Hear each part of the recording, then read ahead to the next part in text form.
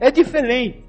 O que você chama de pajé sexual não afeta o coração, mas é uma sensação guiada pelo ego. Então assista ao ego ter pajé, com o coração firme em Deus. Chabu, vou lhe dizer uma coisa, se vamos dizer assim, sem nenhuma questão de querer me engandecer. Mas vai ser muito difícil um obsessor encostar em mim. Sabe por quê? Porque eu não tenho o que ele quer. O espírito encosta para obsediar o outro, porque o outro tem o que ele quer. O espírito que obsedeia alguém, levando ao ponto dele querer beber cada vez mais, é porque aquele ser humano já tem a tendência para a bebida. Estão na mesma frequência, estão na mesma sintonia.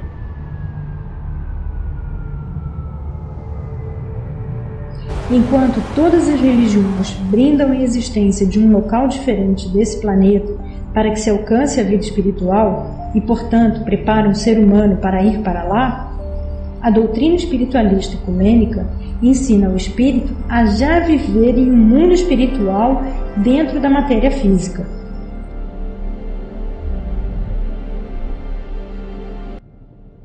Jankalin diz, no Bhagavad Gita, Arjuna não quer entrar no campo de batalha porque terá que lutar contra seus amigos e parentes. Se todos o ajudaram tanto, como ele poderia destruí-los ou matá-los? Pode falar sobre isso? Quem são seus amigos e parentes? Veja, primeiro a história é simbólica, né? Na verdade, não existiu essa batalha, assim como muitas das coisas que estão escritas sobre Cristo não existiram. Existiu Arjuna, existiu Shikina, existiu Cristo. Mas os acontecimentos em si, muitos deles, são só palavras. Mas dentro dessa história do Mahabharata, né? Porque o Bhagavad Gita faz parte do Mahabharata. Dentro dessa história, o pai do Arjuna foi assassinado. E o tio que assumiu no lugar dos filhos, porque eram pequenos, o Arjuna e seus irmãos, acabou roubando as terras do pai do Arjuna para o Arjuna. Quando o Arjuna cresceu, os irmãos do Arjuna cresceram, eles reclamaram essa terra de volta. E aí, o tio deu um pedaço dessa terra para ele. Só que depois o tio tomou esse pedaço de terra de volta. E aí, orientado pelo Krishna, a família do Arjuna entra em guerra com a família dos tios. É isso que é a disputa. E aí Arjuna diz que não quer matar os seus parentes, os seus amigos. E o Krishna diz para ele, primeiro, que você não vai matar ninguém, porque espírito não morre, espírito não se machuca, espírito não se moia. E Krishna diz, aquele que acha que morre e aquele que acha que mata é um idiota. Porque ninguém morre e ninguém mata. Mas tem um detalhe tão importante quanto este. Porque mesmo materialmente falando, o Krishna dá um motivo para ele matar seus parentes.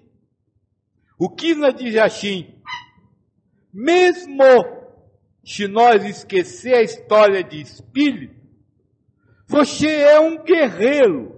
E o guerreiro tem que lutar para matar. Se o guerreiro não luta para matar, ele fica desonrado. Então isso também é um grande ensinamento. Na vida há coisas que são necessárias serem feitas. E quando você, em nome de falsas e hipócritas bondades, que deixar de fazer, que se dijor é você. Acho que respondiste. Quiser perguntar mais? Voltando ao primeiro assunto do Jean Calin, Krishna estaria se referindo ao ego? Quando fala o quê? Por favor, me fale disso. Me fale o que você quer saber. Krishna estaria se referindo ao ego quando fala do quê? Simbolicamente, amigos e parentes. Não. Ele não está falando do ego, simbolicamente. O simbolismo do amigo e parente são os apegos, as paixões que o ego tem. A simbologia do ego, do Krishna incitá-lo Arjuna a lutar contra os seus parentes e amigos, é o ensinamento de que você deve lutar contra as suas paixões, contra as suas posses. É isso que quer simbolizar essa passagem. Arjuna é tratado como um ego, e há o anúncio que o ego tem que lutar contra aquilo que ele pesa, aquilo que ele acha importante, aquilo que ele dá valor. É essa simbologia. Voltando ao Armando, sobre as consciências, eu fazia uma ideia de que estar no primeiro plano é estar de posse da maior e mais clara consciência, de se estar na luz e no amor que o Pai nos dá. Sim, isso já está no primeiro plano. Agora eu estou entre o 6 e o 7.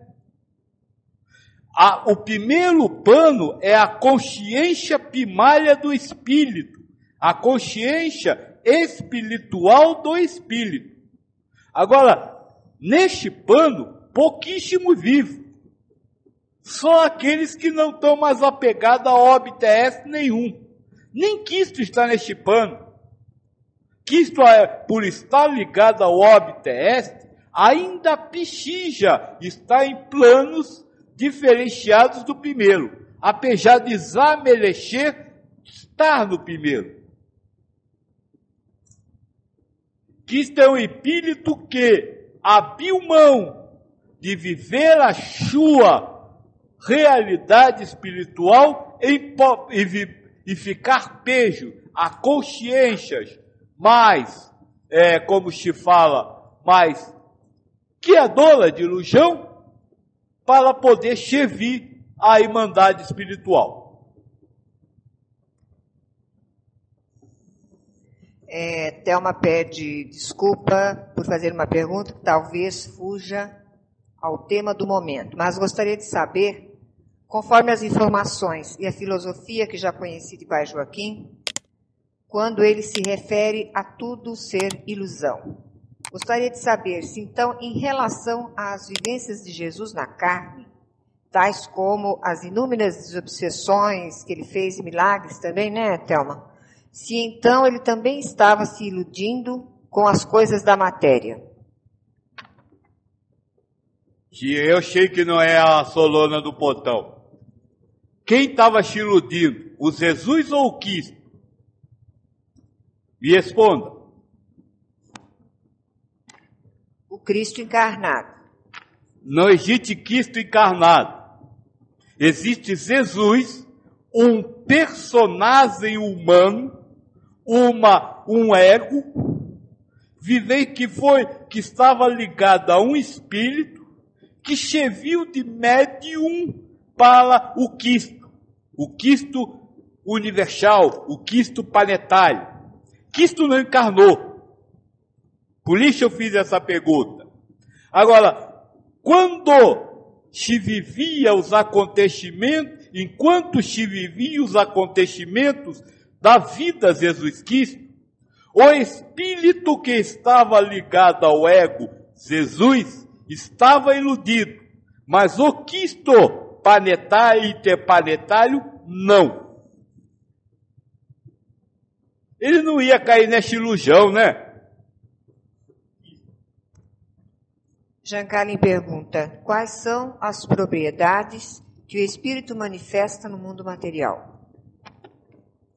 O espírito só tem uma propriedade, só tem uma coisa que o espírito faz, e que eu vou ter que dar um nome para você, para você poder criar alguma ilusão na sua cabeça. Então, neste nome eu diria que o espírito espiriteia. Fala direito aqui, filho. Não, fala direito. Joaquim quer dizer que o espírito espiriteia. Isso. Sabe, o que o espírito faz é inconcebível ao ego humano. Agora, ilusoriamente, ele imagina que ele está vivendo a vida que o personagem, o ego, está vivendo. Mas ele não está vivendo o que o personagem vive. Ele tem a ilusão de estar vivendo a ilusão que é a vida do personagem. Veja bem, você tem raiva de alguém. Você é um personagem, você é um ego. Tem raiva de alguém. O espírito que está ligado a você, personagem, ego, este espírito está espiritando no universo. Mas, por viver essa ilusão como real, ele acredita que está tendo raiva. Então, além da raiva cheia ilusória, há uma ligação ilusória do espírito com a raiva, que o faz imaginar que está tendo raiva. Mas ele está apenas espiritando. Armando pergunta: em qual plano você se encontra? Ou seja, após esse trabalho de falar conosco, onde você se sintoniza? Eu fico entre aqui e o sexto plano. É preciso que eu esteja nesses planos para poder executar o trabalho que eu estou fazendo. Se eu estivesse no quinto, no quarto, no terceiro, eu não teria como fazer esse trabalho.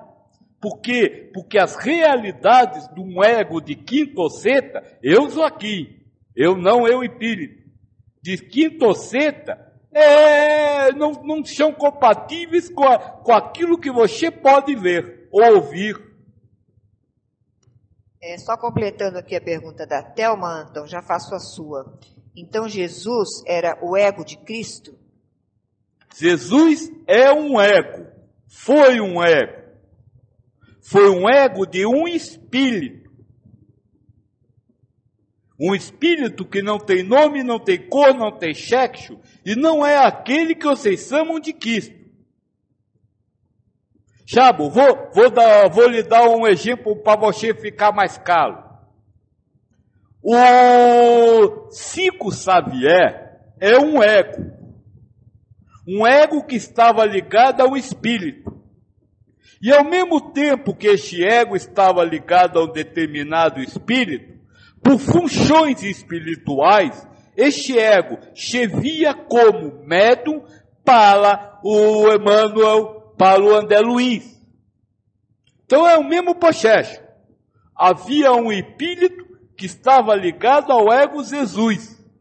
E o Cristo interplanetário se utilizou deste espírito ego para trazer suas mensagens. Na verdade, e aí nasce o Jesus Cristo. Jesus médio trabalhando com Cristo, o espírito governador planetário. Agora, isso começa depois do batismo no Rio Jordão, que é quando aparece a pomba e diz: este é meu filho querido. Ali começou o Jesus Cristo.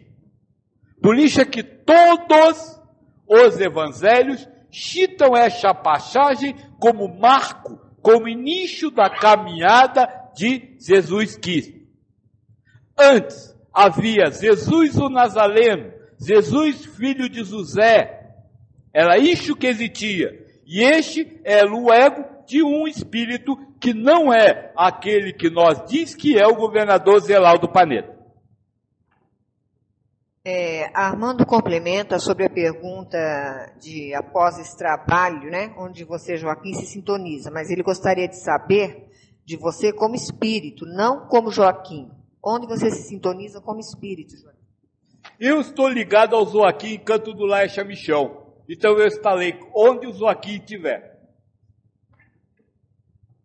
Antão diz, as tentações foram criação do ego, o Satanás. Até que ponto o espírito, desencarnado, espiritando por aí, mantém, ou seja, se deixa levar pelas ilusões humanas?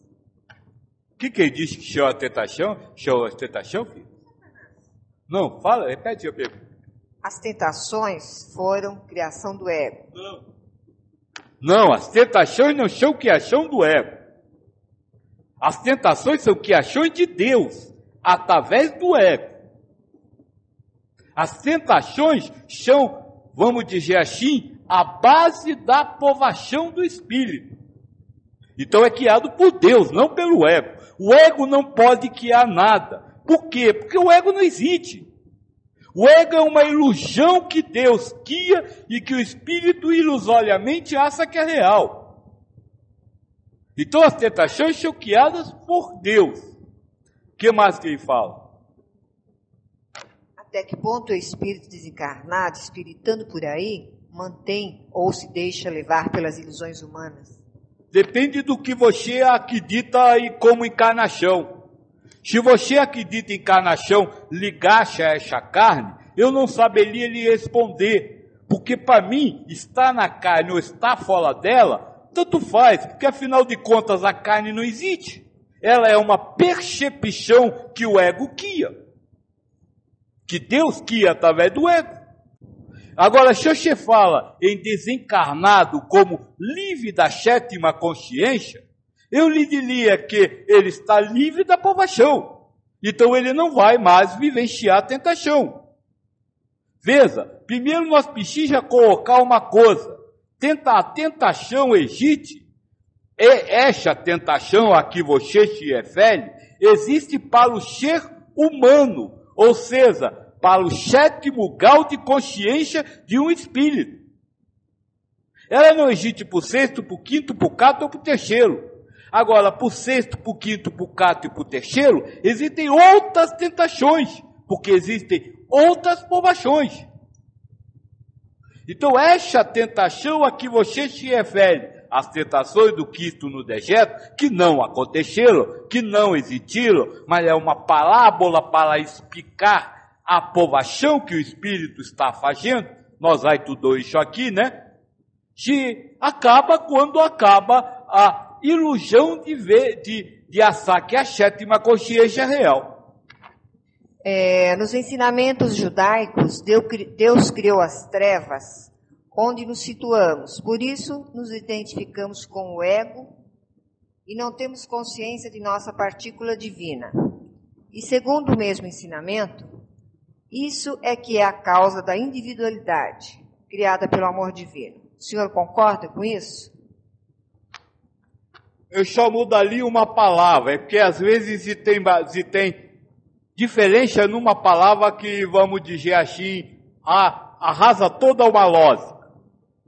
Na verdade, as trevas, ou este mundo carnal que você chama, que o judaísmo chama de trevas, dá o individualismo, não a individualidade. O espírito fora das trevas, ou seja, no reino do céu, com Deus, ele é uma individualidade, só que ele não tem individualismo. Ao ligar-se a este ego, por ele acreditar que ele é o ego, ou seja, por você acreditar que você é a pessoa humana que imagina ser, você se torna individualista. Por quê? Porque a base de formação do ego é o egoísmo. Todo ego humano possui na raiz o egoísmo. Isso é uma informação do Espírito da verdade. E isso é uma realidade. E eu já vou falar sobre isso. Armando havia perguntado, Cristo então são várias consciências em uma só, é isso? Volta ao exemplo que eu acabei de falar. Não, Cristo é uma individualidade, é um espírito, é um ser espiritual, um ser universal que você chama de Cristo, ao qual você se refere como Cristo. Ele não se chama, não se identifica, porque no mundo espiritual, apesar da individualidade, os espíritos vivem em universalidade e não se identificam, não se separam dos outros. Então Cristo é um espírito. Agora, ele, para transmitir os ensinamentos, utilizou-se de um outro espírito e de um personagem humano, ego, que servia a este espírito. Armando, os 7 planos são simbólicos, pois existem muitos estágios entre um plano e outro? Não. Veja, um plano espiritual é um plano espiritual. Ele é determinado por uma faça, não por uma linha reta fina, por uma faça, que é o que você chama de subdivisões. Mas, na verdade, é um único plano. Não importa que espaço esteja dentro deste plano. Agora, moço, eu vou continuar a resposta, apesar de antes ter dito não. Sim, os planos de consciência são simbólicos. Por quê? Porque todos os planos de consciência, com exceção da consciência primária do espírito, não existem. São planos ilusórios, de consciência ilusória, que criam realidades ilusórias. Não há plano separando o universo. O universo, nós já conversamos sobre isso, é uno, único e constante. Então o espírito não pode mudar de um plano para outro. Ele está no mesmo plano. Agora ele muda a ilusão que vive. Mas como a ilusão que vive é uma ilusão, ele não muda nada. Igor Silva, poderia dizer por que quando Kardec pergunta no Livro dos Espíritos, há uma pergunta de como se conhecer um homem de bem, o Espírito da Verdade diz que é pelos atos corporais e pela sua capacidade de antever a vida espiritual? Você não disse que os atos corporais nada são? Sim, eu digo, repito e continuo sempre dizendo. Agora, um homem de bem se reconhece pelos seus atos, mas não apenas pelos seus atos. Se reconhece pelos seus atos e pela sua forma de, ao praticar atos, vislumbrar o outro mundo. Repare bem que uma coisa não se desliga da outra. Primeiro detalhe. Então, só para completar, então o homem e o espírito elevado se reconhece quando ele, ao vivenciar um ato, está prestando atenção no mundo espiritual e não no mundo material. Então quem quer levar vantagem está vivendo um ato, prestando atenção no mundo material. Agora, quem não quer levar vantagem está vivendo o mesmo ato, olhando o mundo espiritual. Este é o primeiro detalhe. Segundo detalhe, o Espírito da Verdade não elenca atos positivos. Em nenhum momento, nós já estudou o livro dos Espíritos todos, o Espírito da Verdade diz, olha, se reconhece pelos seus atos, mas os atos bons são estes. Ele não fala. Ele fala, se reconhece pelos seus atos. Mas que atos? Veja, no Islã, um ato bom é jogar o avião em cima da torre. Então aquele que se oferece para fazer isso, fez um ato bom de acordo com a visão daquele povo. Cuidado para não confundir o ensinamento do mestre com os seus conceitos sobre a coisa. Porque você leu que ele fala de que o homem se reconhece pelos seus atos, você já separou que se reconhece que é bom pelos atos bons, por aquilo que você diz que é bom. Na verdade, Pai Joaquim, ele diz que é citado como atos corporais, seriam atos materiais. Sim, são atos corporais, mas não é só o ato corporal, filha. Primeiro foi o que eu falei. Primeiro detalhe, não é só o ato, é a prática do ato olhando para o mundo espiritual ao invés de olhar para o mundo material. E segundo, não importa qual o ato. Foi exatamente o que eu respondi.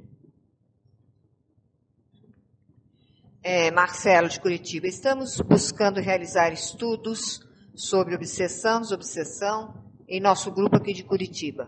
Por isso pergunto, pois existem vários elementos bem definidos, compilados e que descrevem e mostram como funciona o astral, planos inferiores, plano espiritual. Se tudo for ilusão, de que vale procurar estudar essa estrutura? Pois buscamos estudá-la para melhorar nossos trabalhos e entendermos mais a fundo a espiritualidade. Moço, me diga uma coisa. Responda para mim por escrito. Qual o maior mestre, que a humanidade teve? Por favor, me responda isso aí. Na sua interpretação, qual o maior mestre? Qual aquele que é o caminho? Fala a Deus.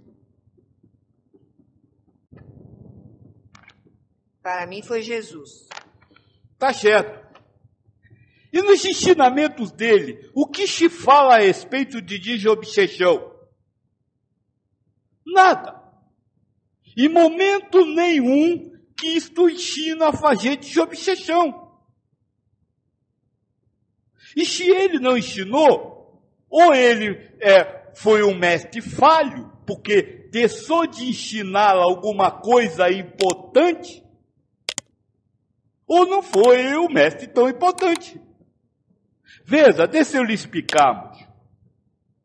Infelizmente ou felizmente, existem modernismos que se ligam à religiosidade, de acupuntura, desobsessões,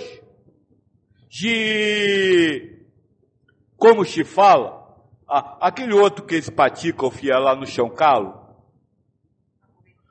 pometia, são novidades, que na verdade, não, todos eles têm o mesmo fundo. Que fundo é esse? Produzir por meios, vamos dizer assim, por meios não ensinados pelo mestre, a felicidade material. Você faz uma desobsessão num espírito encarnado, estou falando nas suas palavras, para que esses espíritos tenham uma vida melhor. Bolas, isso vai de conta ao que o seu mestre falou. Seu mestre, o Cristo, disse assim: não amealhe bens na terra. Não se preocupe com os acontecimentos da vida terrestre. Então, qualquer ação no sentido de produzir uma felicidade terrena não é indicada por Cristo. Esse é o primeiro detalhe que nós temos que ter sempre em mente. Segundo detalhe, moço, e agora vou entrar na parte técnica que vocês falam que estudaram. Quando ocorre uma obsessão? No livro dos Espíritos, essa resposta está muito clara. quando dois espíritos estão no mesmo padrão vibratório. Chabu, vou lhe dizer uma coisa, que vamos dizer assim, sem nenhuma questão de querer me engandecer. Mas vai ser muito difícil um obsessor encostar em mim. Sabe por quê? Porque eu não tenho o que ele quer. O espírito encosta para obsediar o outro, porque o outro tem o que ele quer. O espírito que obsedeia alguém, levando ao ponto dele querer beber cada vez mais, é porque aquele ser humano já tem a tendência para a bebida. Estão na mesma frequência, estão na mesma sintonia. Bola, e se você está na mesma sintonia de um espírito, se você faz um processo desobsessivo, sem alterar esta faça de vibração, o que você acha que vai acontecer? Vai acontecer o que o Cristo ensinou. Você expulsa um demônio, ele sai, não tem aonde viver, aí ele volta e encontra a casa arrumada, ou seja, tudo que ele gosta, do jeito que ele quer, sai e são a machete para molar lá dentro. Esse é o grande problema, e eu venho me batendo sobre isso há muito tempo. O processo chamado de obsessão como visto na Terra, é um processo a partir de um julgamento de que o ser humano é um coitadinho que está sendo obsediado por um espírito mau. Engano. Os dois são iguais. E não importa se são bons ou se são maus. O que precisa se fazer, moço, como diz obsessão, não é ficar tirando o espírito na marra, amarrado, de peso, como acontece em muitas casas, e dizer para o ser humano, agora você está bem, você está livre, e ele continua fazendo as mesmas beteiras. O processo obsessivo, desobsessivo, deveria ser feito assim, chama o espírito, coloca num método, aí diz para o encarnado, ouve o que ele vai dizer, que é por isso que ele está aqui. E quando o espírito fala da carne, dizer, eu estou obsediando ele mesmo porque ele faz isso, aquilo outro, diz, ouviu? É isso que você precisa mudar, porque na hora que você mudar essa frequência sentimental, esse espírito desencarnado vai embora e nenhum outro volta. Compreende a diferença? Não adianta se estudar técnica desobsessiva, não adianta se fazer pometia, sem que você trabalhe naquele espírito encarnado, obsediado, a reforma íntima, a mudança. Sabe o que é uma obsessão, moço? No fundo, é uma oportunidade para que o espírito encarnado promova a sua reforma íntima. Só isso. Agora, a humanidade, e eu acho que se você recebeu hoje o que este colocou, eu diria para você dar uma olhadinha, se a humanidade parte do pressuposto que o ser humano é um santo que está sendo obsediado por um espírito mau. Mas não é isso não, hein? Acima, o Marcelo havia colocado que Jesus, isso que você perguntou em quem que ele acreditava, né? Jesus, de quem ele procura seguir os exemplos.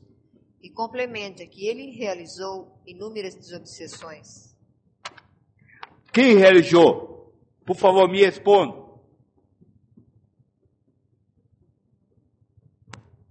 Você? Os médiuns da casa? Os espíritos? Mas nada disso existe. Veja, como é que você pode realizar uma desobsessão se você, o obsediado, o obsessor e a obsessão são maias, são ilusões. Moço, lembre-se de uma coisa que quis na China. Tudo que lhe vem à mente através da razão é criado pela força inecutável de Maia. É uma fantasmagoria, não é uma realidade. Então vou dizer assim, você teve a ilusão de criar uma desobsessão. Para quê? Para servir de prova a você, ao obsediado e ao obsessor. Cada um viveu uma prova ali. E qual a prova que cada um viveu?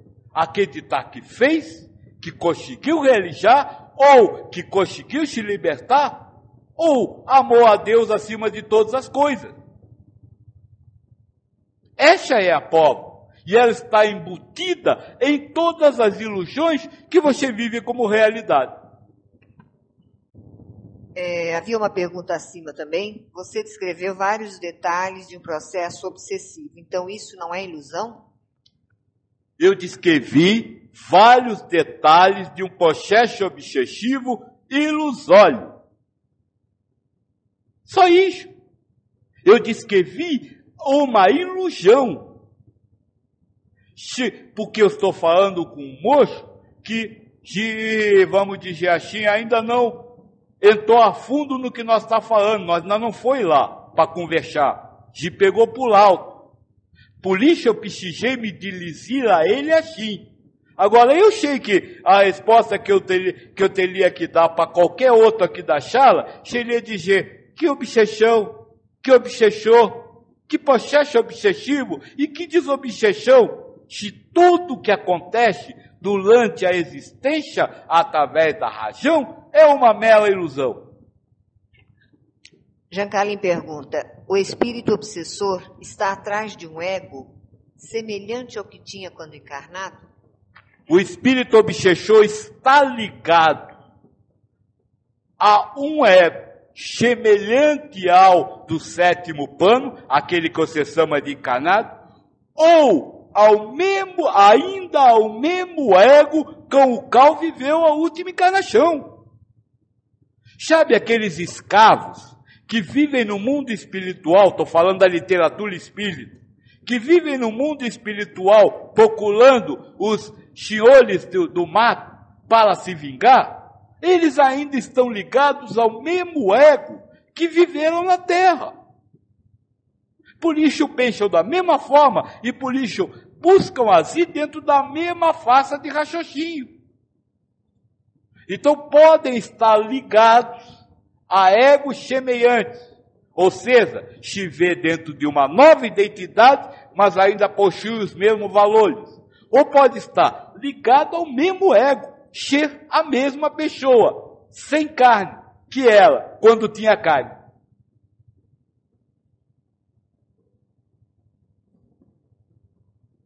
Jean Calin pergunta: o que é memória espiritual?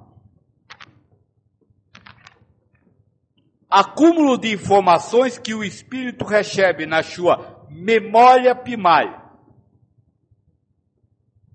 Só isso que eu posso lhe responder, porque memória espiritual não é lembrar-se do dia que casou, não é lembrar-se dos filhos que teve ao longo da encarnação, mas acúmulo de informações que são realmente importantes para o espírito na sua memória primária. Na memória primária do espírito não existe a maliaginha que ele casou há 10 encarnações atrás. Não existe a lembrança da maliaginha.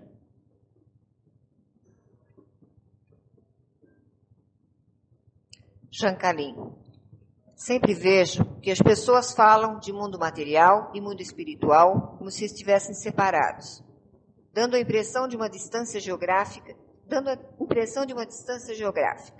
Não sinto assim. Sinto que tudo está fundido em uma única emanação de Deus. Este sentimento é coerente ou isso é uma ilusão do ego? Como, entre aspas, colocar espírito na vida, na nossa caminhada terrestre? Vamos à primeira parte. Essa ideia da existência de um mundo espiritual, a parte do mundo dos espíritos, do mundo terrestre, foi guiado pelo Espiritismo. Não foi guiado pelo Espírito da Verdade. Porque todo o ensinamento do Espírito da Verdade tem como objetivo mostrar a existência do plano espiritual ativo e a sua correlação com o mundo material. E nestes ensinamentos fica bem claro que os espíritos se comunicam diretamente com os encarnados. Então é uma criação do espiritismo, da filosofia espírita que os egos humanos criaram a partir dos ensinamentos que o ego Kardec escreveu. Este é o primeiro detalhe. Mas não há distinção entre mundos. A partir do momento que você entenda a linha oriental e a linha de Cristo, que diz que o universo é uno, único e estável. Não pode haver, num universo que seja uno, não pode haver, então, dois lugares. Este é o primeiro detalhe. Agora, se essa sensação que você tem é do ego, sim, é. Veja, nem tudo que vem pelo ego é errado. Tudo que vem pelo ego é uma prova. Prova para quê? Para você dizer assim, agora eu sei. Se você passa a dizer eu sei, você adquiriu uma posse moral. Você tem uma sabedoria. E aí o ego vai criar situações onde ele vai defender essa possessão. E aí você vai perturbar o seu coração com essa criação do ego. Este é o primeiro detalhe. Segundo a pergunta que você fez, como trazer o espiritual para o material? Essa resposta é simples, apesar de complexa. Veja, através do ego, você não pode conseguir trazer o espiritual para o material. O máximo que você pode fazer é, comparativamente, criar ideias materiais do que seja o mundo espiritual. É isso que faz aqueles que afirmam que existem cidades espirituais, que existe umbal, que existe isso, aquilo outro. O moço que me falou de planos inferiores, não existe plano inferior nem superior, porque o universo é uno. Existe a ilusão de estar num plano inferior. Isso é muito diferente. Então você não tem como trazer o espiritual para o material. Como fazer então para trazer o espiritual para o material? Mantendo o seu coração no espiritual. E o que é manter o seu coração no espiritual? Não a razão, coração. É alcançar a equanimidade com relação às coisas da vida. Isso é o amar a Deus acima de todas as coisas e ao próximo como a si mesmo, que o Cristo ensinou. Ana de Uberlândia pergunta, os conhecimentos intelectuais das diversas encarnações se somam? Se somasse, vocês seriam, vamos dizer assim, cabeças de 200 metros. Para poder dar tanta informação. Veja, você já viveu na Roma Antiga, precisou conhecer tudo que era real naquele mundo. De lá você foi para os Países Baixos, foi Chevico. Teria que conhecer tudo. De lá você foi para a África, viver numa tribo, teria que conhecer tudo. E se os padrões, as informações culturais, humanas permanecessem, nenhuma criança precisava ir para a escola, aprender a ler e escrever, né? Isso já estava na cabeça. Jacqueline comenta, com tanta ilusão, é duro manter o coração no caminho certo. Aí vem então, tem outras perguntas, filha? Então, por favor, chupendo uma pergunta um pouquinho que eu quero falar. Filhos, deixa eu falar uma coisa interessante, e eu vou mostrar para vocês algo em cima disso que o moço acabou de falar. É difícil fazer o que você fala, Zóia. É. Agora, antes de mais nada, eu quero fazer uma pergunta. O que eu falo? O que eu ensino? Isso é importante, porque o moço disse, é difícil fazer o que eu falo. Agora, o que será que eu falo? Por favor, se cada um que está na sala puder dar a sua visão do que eu falo, eu agradeceria. Depois nós continuamos comentando. Bruno responde, para não fazer nada. Bernadette fala que viver é simplesmente viver, louvar a Deus e ponto final. Thelma, para mim até agora, do que eu tenho te conhecido, parece que tudo que você fala é uma grande provação para quem ouve. Bernadette complementa, eu entendi assim. Por favor, os outros, se puderem ver, que acham que eu ensino.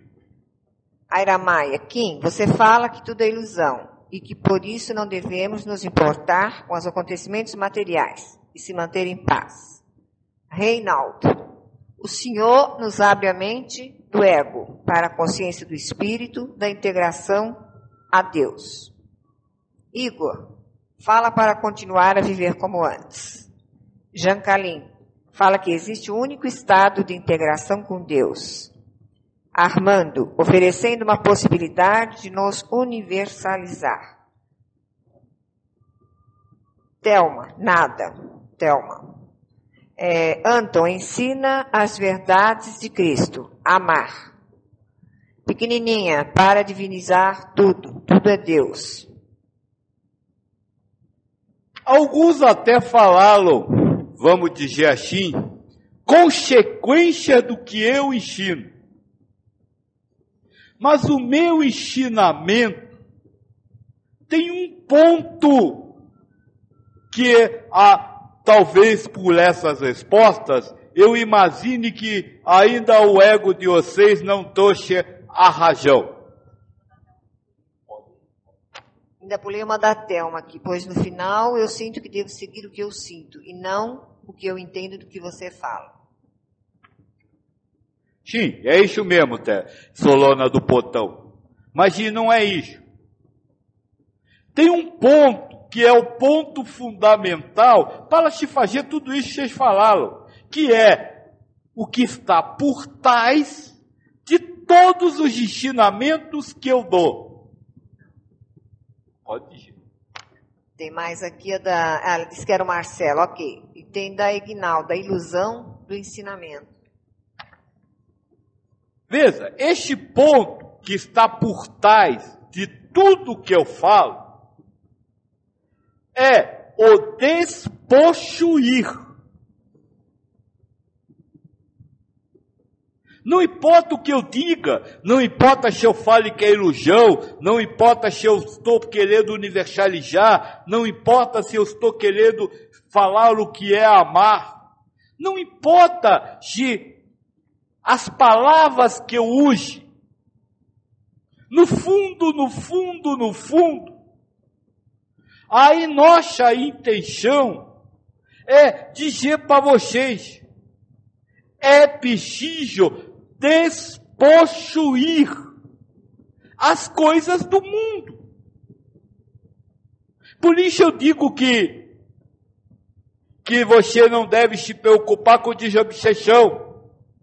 Porque você precisa despossuir a capacidade de achar que pode fazer desobsessão. Por isso eu digo que você não deve se pegar a sentimentos familiares, porque você precisa despossuir os sentimentos familiares. Em tudo que eu falo, e tudo que eu digo, que o ego guia, há sempre essa intenção. A intenção de transmitir ao seu ego uma forma de despossuir o mundo material. É isso que eu digo, moço. Agora, e aí eu vou pedir de novo que vocês escrevam tudo. Escrevam outra vez. Por que é tão difícil a um ego humano despossuir o mundo material? Por favor, me respondam. Por que vocês acham que para um ego humano é tão difícil despossuir as coisas materiais? Então vamos lá. Igor, por que confundimos o que somos com o que possuímos? Pequenininha, por causa do desejo. Igor, se despossuíssemos, teríamos a ilusão de não ser mais. Thelma, porque a gente, entre aspas, não sabe o que nos espera. Jancalim, vive no mundo material, portanto não vê o mundo espiritual. Airamaia, teríamos de abrir mão de tudo que desejamos. Armando, porque gosta e se vicia com as emoções aqui oferecidas. Bernadette, apego. Armando, ou seja, o espírito gosta. Anton, falta de fé e medo de não ser. Reinaldo, porque nos condicionamos às referências do ego, em especial às práticas do meu, do seu, da dosagem do amor igual à posse. É um processo demorado este acordar. Bernadette, não sabemos que a vida é a espiritual e não o aqui. Não, nada disso. O ego não é capaz de despossuir as coisas. E quando eu falo em coisa, e quando eu falo em coisas, estou falando nos elementos materiais, nos amores e desamores e nas verdades e mentiras. O ego não é capaz de despossuir lixo, porque ele pechija dessas passões para criar a ilusão do comando sobre as coisas da vida. Sem você ter passões, ou seja, sem você ter posse de objetos, ter amores e desamores, sem você ter verdades, certezas e mentiras, o ego não conseguiria lhe prender a ilusão de estar comandando a sua vida. Olha, eu vou puxar um exemplo muito antigo. O moço do Ilcalo que está aí, uma vez quando eu falei sobre despossuir o sentimento familiar, disse: mas então como eu vou exercer a minha função de provedor da família? Olha a ilusão do controle de achar que é ele que provê a família dele de alguma coisa. Algumas pessoas já me disseram assim: Joaquim, a partir deixa a ideia do nada, não sei o quê, eu fiquei com medo da morte. Não, você não ficou com medo da morte, você perdeu o controle que tinha sobre a morte. Porque você achava que já sabia o que era morrer. E como eu destruí essa paixão, você temeu o ego, né? Você, o ego, criou o medo e justificou este medo pela falta do controle da vida, dos acontecimentos, do que vai acontecer com você. Moço que me falou agora há pouco que é muito difícil pôr na prática. É sim, moço. É muito difícil pôr na prática. Porque o ego incita e o espírito aceita essa ilusão de ter o comando da vida. Sabe, a vida, aquilo que é o dom de Deus, aquilo que Deus confere ao seu Filho, aquilo no qual ele é a causa primária de todas as coisas, o ego lhe diz que quem controla é você, que Deus não faz nada, que não manda nada, que se você quiser, pode ir para qualquer lugar, pode voltar de qualquer lugar, que se você quiser, pode fazer a besteira ou é coisa santa que quiser. É essa a ilusão maior que o ego cria para lhe tender a humanidade. Sem as passões humanas, lhe diz o ego, você não terá controle sobre a sua vida. E aí os outros asilão em cima da sua vida. E como ele se baseia no egoísmo, ele diz, e como você vai levar vantagem sobre os outros, se não tem o controle da situação? É por isso que é muito difícil. E é isso que vocês precisam começar a entender. A Fia outro dia me disse uma coisa importante. Joaquim, sem colocar o ensinamento Deus, causa primária de todas as coisas, tudo que você fala perde sentido. Perde sim. Enquanto você não entregar o comando dessa existência a Deus, ou seja, viver ao Deus da lá, você não consegue ir lá. Porque sim, você está preso na ilusão que o ego cria de que quem comanda a vida é você. Que você faz a desobsessão, que você sustenta a casa, que você dirige o carro, que... Olha, filhos, aqui não tem nenhuma criança para ainda acreditar nisso. Ou melhor, nenhum adolescente, porque a criança não acredita nisso. Aqui tem espíritos velhos e egos velhos que já cansaram de programar a vida de uma forma e ela não acontecer. Já cansaram, e aí eu volto aí, vou falar sobre o que aconteceu a semana passada. Todo mundo, como se fala, todo mundo controlando a sua vida, ficou olhando no relógio o horário de entrar na sala. Entrou e não assou nada. Que controle você tem? Que palestra você ouviu semana passada? Nenhuma.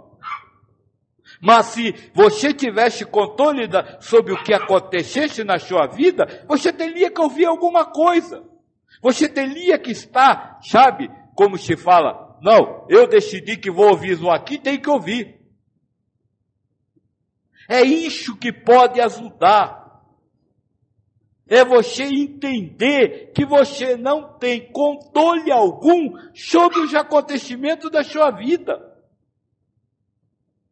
E a partir do momento que você não tem controle, para que querer ter coisas? Para que querer ter amores ou desamores? Para que querer ter certezas ou não certezas? Ela só serve para isso, só serve para lhe dar a ilusão de que você está controlando alguma coisa. Eu tenho a certeza que aquela pessoa é muito boa. Aí você vai ver aquela pessoa está passando rasteiro em você. Eu tenho certeza que amo meu marido. Aí o amor acaba em 2 tempos. Filhos, não tenho certeza. Porque a certeza é uma posse, é uma passão. Entregue-se a Deus, confie em Deus, viva em Deus, para Deus e com Deus. Nessa fasezinha que soa mal porque se repete muito a palavra Deus, está toda a essência que você precisa compreender. Todo o resto são palavras. Viva com Deus. Se olha, eu não estou aqui sozinho, Deus está do meu lado. Viva para Deus, olhe para o lado ao invés de ficar olhando para frente.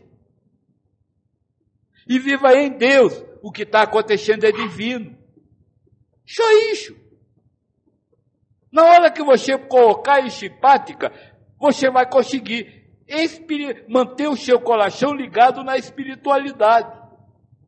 Agora, para isso, é preciso abrir mão da ilusão de estar controlando a vida.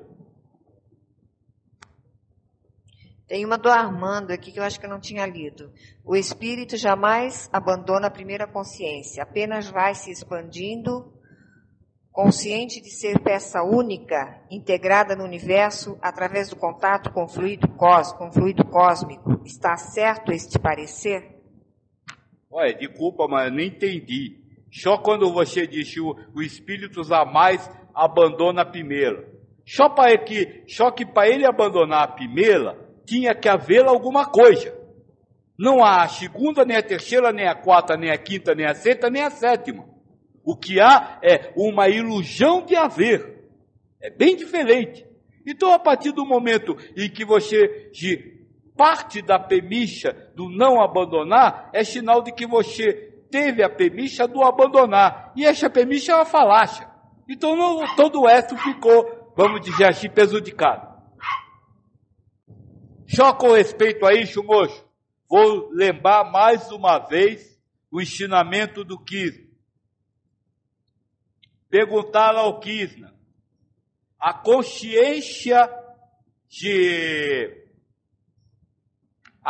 o espírito, a consciência primária do espírito é prisioneira do ego?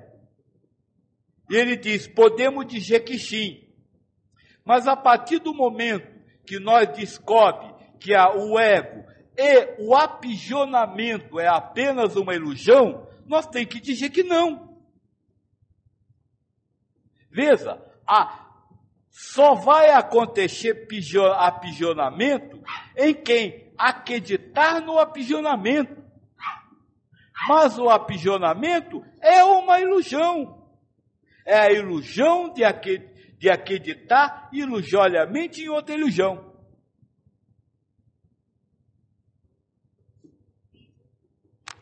Igor diz, sobre tudo estar previsto, o que dizer da pergunta 259 do Livro dos Espíritos?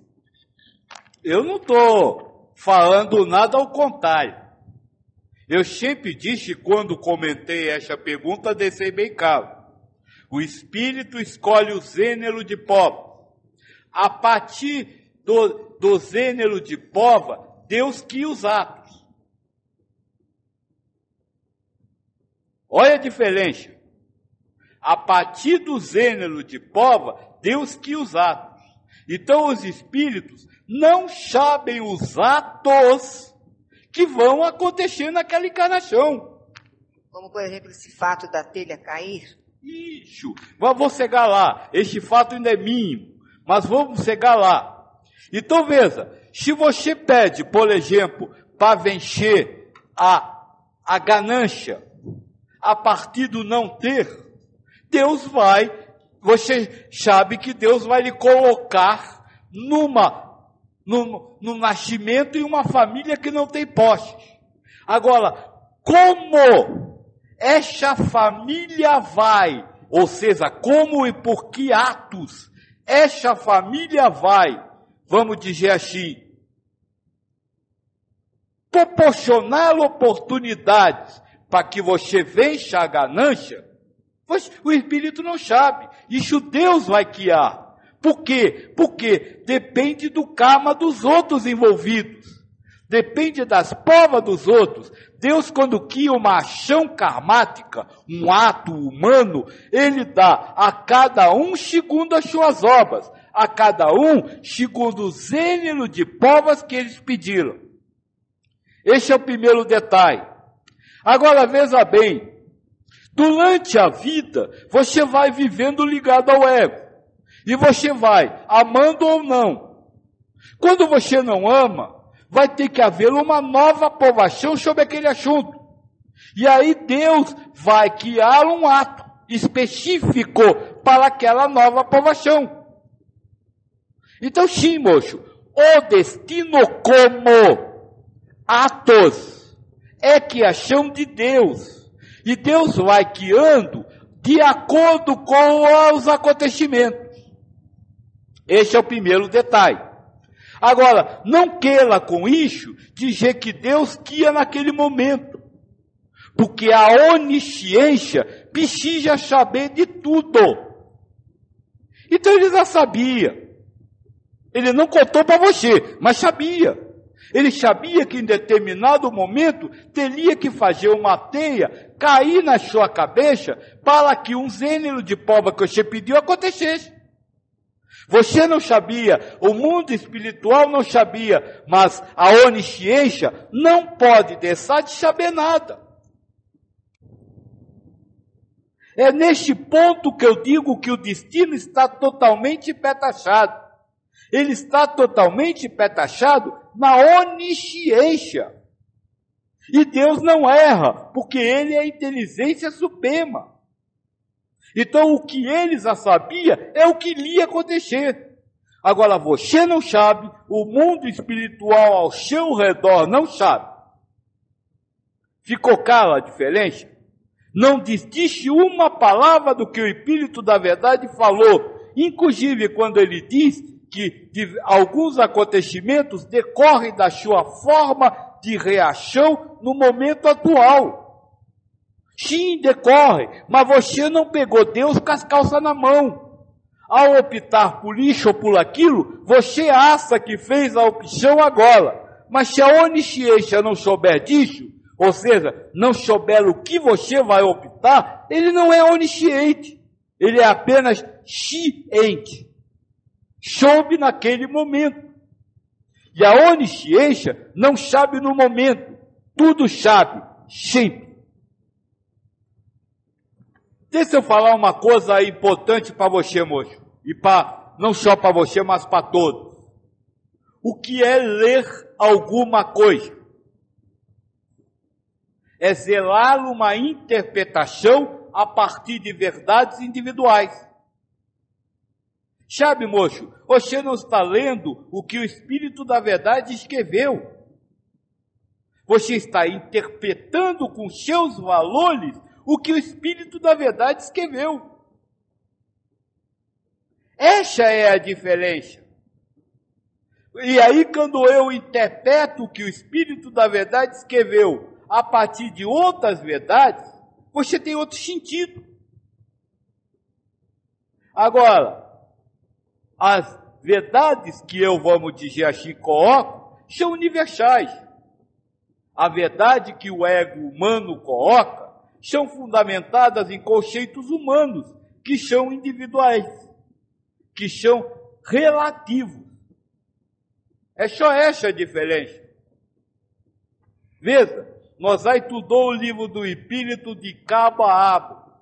Nós já estudou a Bíblia quase toda. Nós já estudou os textos védicos mais importantes. E em nenhum momento foi preciso eu dizer assim, sabe, vamos para lá, eu estava errado. O que eu falei antes, esquece. Em nenhum momento foi preciso dizer isso. Por quê? Porque o que estão me passando para lhe falar, não é o que eu sei, é o que estão me passando para eu falar, vem de espíritos que conhecem a realidade com E maiúsculo. Só me lembrei uma coisa, de levá-lo uma moeda para Cristo e disseram, nós deve pagar o imposto? Aí ele disse assim, a César o que é de César, a Deus o que é de Deus. Só dá para se pensar no que é de Deus, a partir do que é de Deus. Se você pensar que há imagens sobre o que é de Deus, a partir de coisas que são de César, não vai chegar a lugar nenhum. Jean Calvin diz, como perceber a cada momento o que nos desvia do caminho? O que perceber a cada momento que lhe desvia do caminho? Seu egoísmo, suas posses, suas paixões e seus desejos. Quando você disser assim, eu acho, você está fora do caminho. Ou melhor, quando você comprometeu o seu coração com o eu acho que sai da boca, você está fora do caminho. Quando você comprometeu o seu coração com o que sai da boca que afirma é meu, você está fora do caminho. Quando você comprometeu o seu coração com o que sai da boca que diz eu amo ou eu te amo, você está fora do caminho. O que lhe tira do caminho é acreditar como real aquilo que o ego acredita. E acreditar como real é comprometer o coração com o que o ego diz. Armando diz: é uma ilusão que o espírito foi criado puro e ignorante? É uma ilusão que o espírito foi criado puro e ignorante. Sabe por quê? Porque pureza e o significado de pureza e ignorância que você tem é uma ilusão. O espírito foi criado. Agora, o jeito que ele foi criado é rotulado por você como puro e ignorante. Então, acreditar piamente nisso é ilusão. Agora, saber que o espírito foi criado, mas você não sabe como, e que o espírito é luz, aí já não. Marcelo pergunta: de que vale então, tomando essa consciência, continuar a interagir com a matéria, das diversas formas que interagimos vivendo como estamos, com os outros, com a natureza? E se não mais interagirmos, aparece uma sensação de muita solidão. O que tem então, depois de todo este desapego da ilusão? Consciência da ilusão das coisas? Vamos lá, vamos para o parte que a pergunta é boa e é cumprida. Interagir com a ilusão. Você tem duas formas de interagir com a ilusão. Conscientemente, através da razão, através das criações mentais, e através do coração, através do sentimento. De que adianta se continuar interagindo com a ilusão conscientemente? Não sei. Agora, posso lhe afirmar que toda relação consciente é criada por Deus. Então você não precisa saber para quê nem por quê.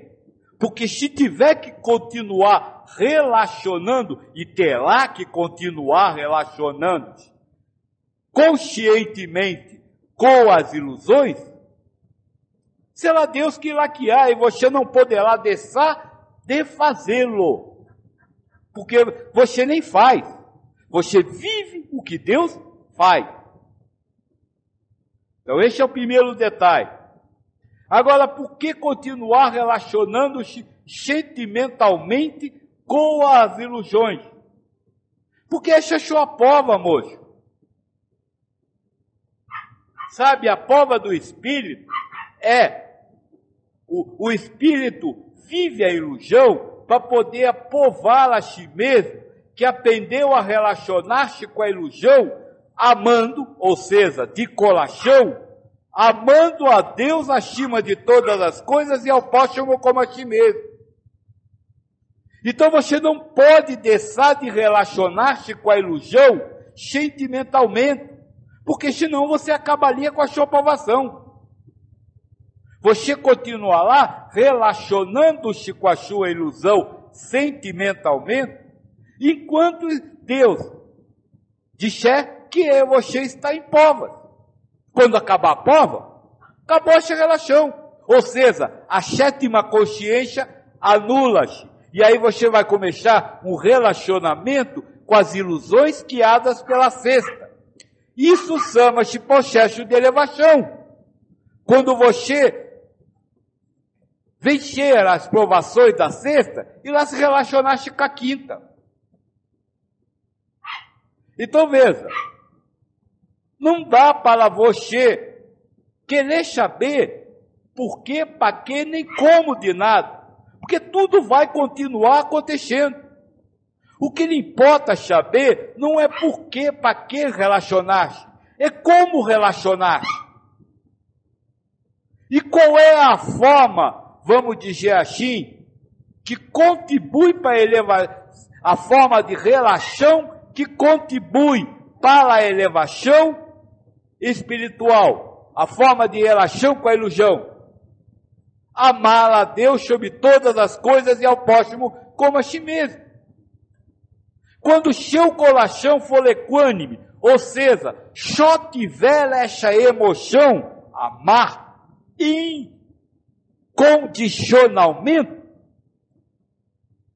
você terá acabado a prova. Terá provado a si mesmo que aprendeu que isso é a coisa mais importante do universo. E aí poderá acabar com esse relacionamento. Segundo detalhe, o que sobra depois que você sabe que tudo é ilusão? As mesmas coisas que tinham antes. Olha, preste bem atenção, moço. No processo de evolução, o ego não se muda. Nós acabamos de falar, o espírito escolhe o gênero da prova. Então, os gêneros de provação existirão durante todo o processo de provação. O ego não vai parar de ver uma mulher onde ele ouse ver uma mulher. O ego não vai parar de ver uma planta onde ouse ele ver uma planta. E mais, o ego não vai parar de querer possuir a planta e a mulher, ou seja, dizer que é sua, dizer que ama ou dizer que conhece, porque essa é a sua aprovação. O que vai acontecer quando você conscientizar-se sentimentalmente de que tudo é uma ilusão? O mundo vai continuar todo igual e você vai viver a mesma vida que vive hoje, tendo o coração em paz, em harmonia e felicidade. Os valores das coisas, os valores racionais das coisas, não mudam. Sabe, uma morte vai ser uma morte, mas só que você não vai vibrar o seu coração na amargura do outro ter morrido, mas vai viver a razão da amargura em paz. Para nós encerrarmos, então, vamos aguardar aí uma ou outra pergunta que ficou aí por fazer. Já temos uma aqui do Jean Calim. A razão é para organizar as informações recebidas? Não, a razão é para lhe criar uma consciência que afirma ser realidade, para ver se você tende o seu coração a essa razão, ou se você continua vivendo com o coração em Deus, para Deus e por Deus.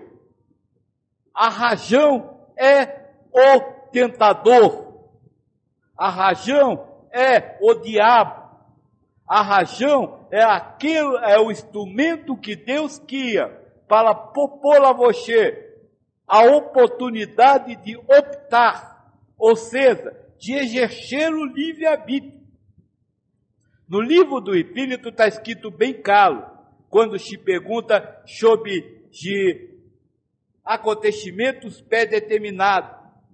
Diz assim, o Espírito ao escolher determinados gêneros de prova, cria para si uma espécie de destino. E complementa, falo isso com relação às provas físicas, porque com relação à prova moral, o espírito é livre para optar entre o bem, e o bem não é o bom, é o bem, é Deus, é o universal, o bom é o que você acha certo, e o mal é o egoísmo.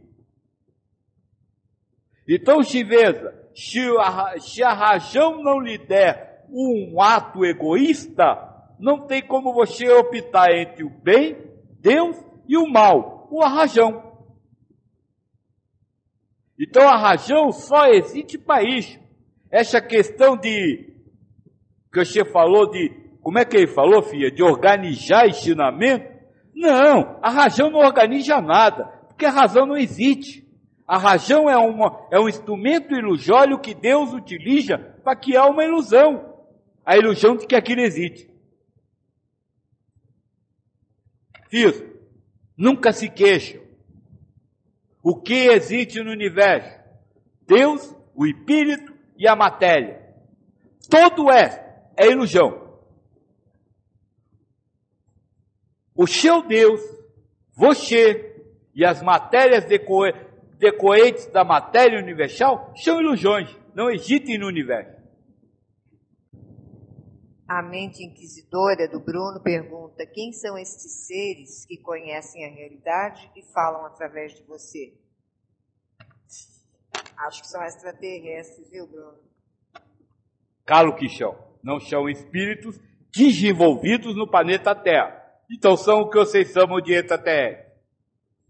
Eu vou lhe responder, meu ego inquisidor, de uma forma calíssima, que até o seu ego vai entender. Quem são os espíritos que falam, passam os ensinamentos para eu falar? Princípio inteligente do universo. Respondi? Ou seja, espírito. Agora você quer nome, idade, sexo, religião, formação cultural? Isso é coisa de humano. Armando pergunta: o princípio inteligente é uma coletividade? Pode-se integrar a ele? O espírito inteligente do universo é uma definição criada pelo espírito da verdade para lhe dar uma ilusão cultural do que é um espírito. Moço, não há o que saber, não há o que conhecer. Sabe, eu acabei de dizer para o doutor, para a mente inquisidora do doutor, você quer saber nome, idade, sexo, formação cultural? Não, por favor, pare com isso. O universo é uno, único e constante, e tudo do universo provém de Deus. Então não importa que seja um espírito, um grupo de espíritos, ou toda a coletividade espiritual, tudo vem de Deus. Então é de Deus. Agora, o espiritismo também é de Deus, o catolicismo também é de Deus, os ensinamentos, né? Tudo é de Deus. Só Deus, o espírito e a matéria real. Todo o resto que você quiser imaginar, a única coisa que você vai conseguir é mais uma ilusão para lhe servir de provação. Como eu digo sempre, esse Deus é danadinho, né? Bastante criativo, porque ele enche os nossos egos dessas perguntas, dessas inquisições, para a gente depois ouvir isso que você fala aí na nossa cara, né, Joaquim? Não temos que saber de nada. Só tem um detalhe. Isso que você falou é a pura verdade. Só tem um detalhe. Antes de se ligar a este ego, você, espírito, já sabia disso. Achava isso lindo, maravilhoso. E, principalmente, achava que seria fácil passar por tudo isso. Nenhum espírito prepara a sua encarnação, ou seja, escolhe os gêneros provas, colocando o que ele acha que não vai saber responder. Ele só coloca aquilo que ele diz assim: ah não, Deus vai criar essa ilusão, eu vou tirar isso de letra. Agora o ego não entende, aí você acha que é um bicho de 7 cabeças. Mas para o espírito não é. O espírito só começa a ter medo quando ele começa a chegar perto da hora da encarnação. É igual a vocês, enquanto estão estudando por uma prova e a prova está distante, vocês vão agora eu já sei isso, agora eu já sei aquilo.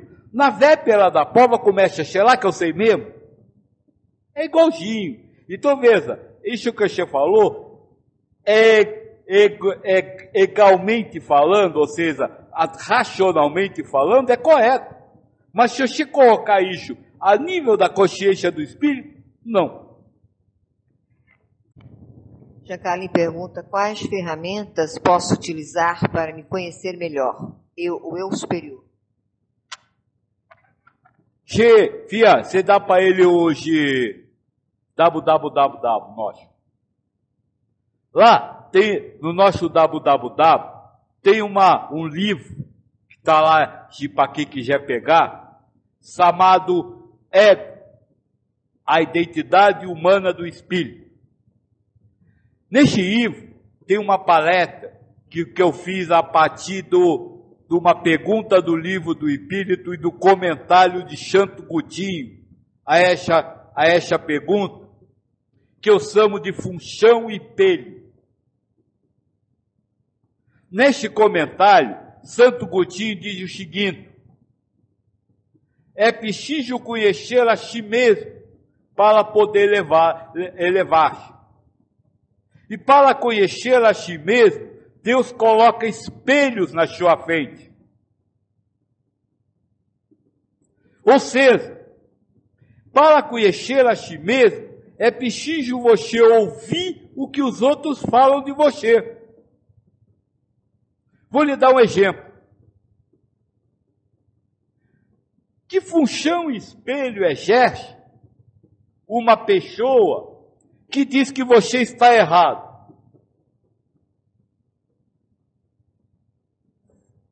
Ela exerce a função de lhe mostrar, e que quando ela fala isso, lhe provoca, sabe, uma contrariedade, não vou nem falar raiva, contrariedade. Ela está lhe mostrando que você tem uma paixão por uma verdade. A contrariedade, o sentir-se contrariado, nasce porque, quando o outro diz que você está errado, nasce porque você tem uma paixão pela sua verdade. Se acha certo. Então, como se conhecer? Ouvindo os outros e descobrindo que postes eles estão acariciando ou atacando. Sabe? Se uma pessoa diz que você é bonito e você fica feliz com isso, existe aí uma função espelho para lhe mostrar que você ainda quer ser chamado de bonito. Se uma pessoa lhe chama de feio e você se sente ofendido por isso, existe aí uma função espelho para você entender que você ainda quer ser chamado de bonito. Isso é uma posse. Possuir o corpo físico, possuir um padrão de beleza. Saber que o que é ser belo. É assim que você se conhece. Não é ouvindo o que o outro diz, mas ouvindo como o seu ego, a sua razão, reage aos acontecimentos do mundo. É aí que entra o Buda que ensina. É preciso ter a atenção plena correta para poder se cegar à compreensão correta da vida. Quando você está atento à reação do seu ego aos acontecimentos do mundo, você compreende que o outro não lhe ofendeu, que o outro não lhe desacatou, mas que você sentiu-se ofendido porque quer possuir a verdade. É assim que se conhece. Marcelo pergunta: depois da morte, o espírito se desliga do seu ego emprestado? Se a resposta for sim, após a morte, o espírito está liberto, ou seja, volta a ser perfeito. Mas como existem espíritos desencarnados ainda tão presos às ilusões materiais? Pior, moço. Pior do que peso à ilusão material. Existe espíritos sem carne, peso à identidade que você chama de encarnação. A minha filha, de essa ilusão que está aqui na minha frente, acredita, essa personalidade ilusória, acredita que se chama marcha. Mas marcha é apenas um rótulo que te dá a essa encarnação que esse espírito está vivendo.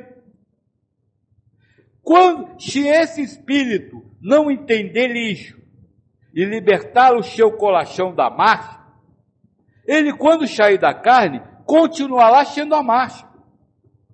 Então, não, o espírito não se liberta do ego depois da morte física, mas ele se liberta do ego quando se liberta da ilusão de ser o personagem que foi durante a vida física. Só quando ele deixar de ser, ele deixará de ser. E aí vem uma outra coisa que você já pode falar lá na casa. Encarnação não é virar carne, mas é ligar-se a um ego, a um personagem. E a encarnação não começa no nascimento, porque essa ligação ocorre antes. E nem acaba com a morte. Por quê? Porque você continua preso, se continuar. Não, encarnação não é virar carne. Então, ele se desliga quando se desliga da personalidade e não da carne. Ignaldo, acho que respondeu para você também, né? Na verdade, a pergunta da Ignalda era saber se é o espírito que encarna ou o ego. Veja, se você chamar de encarnar, ligar-se à carne, nenhum nem outro, porque a carne não existe. É uma percepção que o ego cria. Agora, se você chama encarnar, ligar-se ao ego, não é o espírito que encarna, mas Deus que dá a encarnação ao espírito. É Deus que cria a ilusão no espírito, a ilusão de estar ligado ao ego, que é ilusório. Eu disse para a filha, moça, que se tiver dúvida é só me perguntar. Eu explico certinho, não deixo nenhuma dúvida pairando no ar. Você tira uma dúvida e deixa 10. Ah, quantas pessoas estão lá? Tá certo. A filha, repete isso para eu. Isso. Você tira uma dúvida da gente e deixa mais 10. Tá certo. Ainda tá lá? O moço do São Paulo tá lá? Então eu vou dizer Então vou dizer uma coisa que eu falei na caixa do moço de São Paulo na palestra da semana que passou. Sabe o que é? Então ela também sabe. Você sabe o que é você querer tirar uma dúvida? É você querer desatar um nó. Mas veja, que nó você pode desatar se não há nós? Então é por isso que quando você desata um nó, aparecem 10. Repare-se mesmo cientificamente não é assim. Quando a ciência descobre uma coisa, dessa descoberta aparecem mais 200 dúvidas. E isso vai levando o processo de criação de ilusões racionais. E bobo é aquele que acredita que descobriu alguma coisa no âmago da questão. Sabe por quê, filho? Porque no âmago de qualquer questão está lá Deus. Até chegar a Ele, existem milhares de nós. E você não pode desatar esses milhares de nós. Por quê? Porque o ego humano, segundo o Espírito da Verdade, não possui propriedades suficientes para entender Deus. Para Ignaldo ainda não ficou bem clara a questão. Nesse exemplo que você deu da Márcia, é o espírito que encarna, Márcia? Não, o espírito não pode encarnar a marcha, porque não existe carne. O espírito ilusoriamente acha que ele é a ilusão chamada marcha. A marcha é uma ilusão, ela não existe. Ela é apenas uma ideia. Existe sim, pessoal, eu estou aqui. É uma ideia que o espírito ilusoriamente tem sobre si. Olha, deixa eu fazer uma comparação que eu já fiz no São Paulo e acho que já fiz aqui no www. Sabe quem é a marcha? A marcha é a ilusão que o espírito que selou cocaína ou fumou maconha teve. Sabe, quando você entra na boa e imagina um monte de coisas, que um monte de coisa aparece, que você passa a ser aquela pessoa. É isso. A marcha é só o efeito de uma cocaína sobre a mente do espírito. Mais nada que isso. A Thelma está pedindo desculpa, é que faltou uma vírgula. A pergunta é o espírito que encarna, Márcia? Tá certo, quando falta uma vírgula dá um problema. Mas entendam isso. A marcha, a Solona do Potão, o José, a Malia, são alucinações que uma mente pimalha tem. E por estar fora de si, vamos dizer assim, ele acredita que aquela alucinação é real. Então não pode haver encarnação se não há marcha para se ligar. Há o início de uma alucinação. E quem faz essa alucinação começar? Deus. Thelma diz, Joaquim, você está cheio de graça, né? Para variar, né? Ele adora aparecer, Thelma. Tô cheio de graça porque eu estou ligado em Deus, com Deus e por Deus. Aí eu estou na graça de Deus. Tá bom, Joaquim. Depois a gente conversa. Armando diz, foi isso que eu chamei de expansão do plano material, como o conhecemos, para que mais espíritos tenham oportunidade de se liberarem das ilusões. O que você chamou de expansão de plano espiritual? Fumar mais maconha? É isso? Que há mais ilusões? Mas veja, não pode se criar uma ilusão a partir do momento que a ilusão não pode existir, a ilusão não existe. É a ilusão de achar que a ilusão é real. Veja, essa alucinação que o espírito tem só existe para aquele espírito. Se você, moço, e estiver do lado de alguém que está sob efeito de entorpecente, você vê a ilusão que ele está vivendo? Não. Então ela não existe. Então não há como se expandir uma ilusão, se a ilusão é ilusória. Jean Carlin pergunta, como faço para não me tornar, entre aspas, frio ou insensível, já que tudo é ilusão e não devo comprometer meu coração? Então responda para eu, o que é se tornar frio e insensível? Eu não posso lhe responder enquanto não souber o que é isso para você.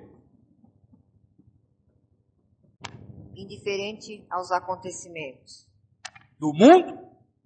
Olha, desculpe, moço, mas foi isso que Cristo disse. Não viva a vida carnal. O ensinamento de Cristo, o ensinamento de Buda, o ensinamento de Krishna, o ensinamento do Espírito da Verdade, sempre foi este. Existe um único mundo real, o espiritual. Então, quando você se tornar frio e insensível, nesse sentido que você falou, é porque você cegou. Sabe, você deixará de ser quente. Você deixará de ser quente, não será frio. Porque aquele que se sensibiliza com as coisas do mundo, esse é quente. Está no inferno. A vida terrestre é o que você chama de inferno. E a vida celestial é o que você chama de céu. E se o inferno é quente, o céu é fio. Eu quero ser fio. Quero estar no fio. Quero viver no fio. Mas a vida espiritual só é considerada fia ou inexcessível para aquele que acredita que as coisas materiais são mais importantes que as coisas espirituais. É muito mais importante eu dar um prato de comida do que deixar de criticar e acusar quem não dá. Isso é direito, isso é bonito, isso é ser humano. Mas eu não quero ser humano, eu quero ser espírito. E o espírito diz assim: Deus dá a cada um segundo as suas obras. Moço. Deus dá a cada um de acordo com a sua, como se fala, de acordo com a sua, o gênero de provas que aquele espírito pediu. Então aquela fome aparente faz parte do gênero de prova do espírito. E se eu sou quente, ou seja, se eu me sensibilizo com a fome, eu estou fio com Deus. Eu abandonei Deus. E quando eu acuso quem não dá, eu esqueci Deus, a causa primária de todas as coisas. É assim, moço. O espírito é fio para a matéria. Porque, afinal de contas, moço, e hoje também aconselho você a ler esse texto que ele colocou hoje. Porque, afinal de contas, moço, não se pode servir dois senhores ao mesmo tempo. Se você quiser ser quente para a matéria, você não vai conseguir ser quente para Deus. Se você for quente para Deus, terá que ser fio para a matéria. E me desculpem se vou falar um pouquinho sobre isso que nós escrevemos hoje. E a grande hipocrisia do ego humano está justamente aí. Está justamente em querer servir a matéria acima de qualquer coisa. Está justamente em querer, através da matéria, servir a Deus. Quando a matéria é o próprio Deus. Sabe, aquela fome que você vê, não existe. Aquela pessoa que você vê, não existe. Ela é uma emanação de Deus. E quando você serve a fome, você não serve ao Deus, que é aquilo. É isso que nós precisamos, e isso que foi colocado hoje, se chama assim, a humanidade odeia Cristo. É fundamental. Sabe, porque é verdade. A humanidade diz que ama Cristo, mas na verdade odeia Cristo. Porque a humanidade quer servir à humanidade, enquanto Cristo só servia a Deus. Compreenda isso. Você vai entender que você vai torcer para ser filho.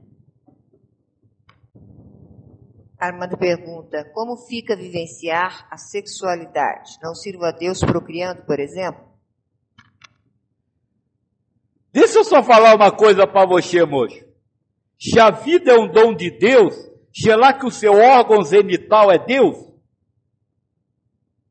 Desculpa, se você diz que você procria, você está dizendo que você deu você criou aquilo que é um dom de Deus. De servir a Deus, ou seja, acreditar na ciência, dizer que a criança nasce do fruto do encontro do espermatozoide com o óvulo, e acreditar em Deus ao mesmo tempo, é impossível.